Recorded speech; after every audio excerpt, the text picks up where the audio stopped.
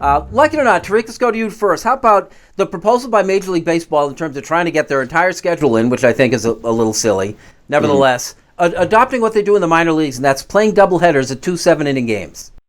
Doubleheaders are going to require you to expand your roster. That puts a lot of strain on your players.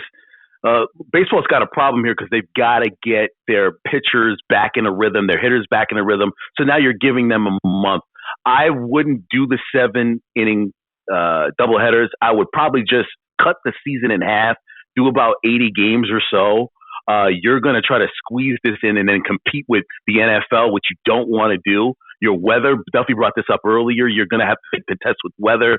So doubleheaders, I mean, you could squeeze them in. It would be nice, gimmicky thing to do every 2 to 3 weeks or so. But you're going to have to expand your roster because that's a lot of arms for pitchers out there and a lot of players. And you got to give your catchers days off. That's a lot to push on them. 14-inning games. What if it goes extra innings, dude? What do you do then? Yeah, Pat, it seems to me that baseball has an opportunity to be a little progressive here, and they're ignoring it.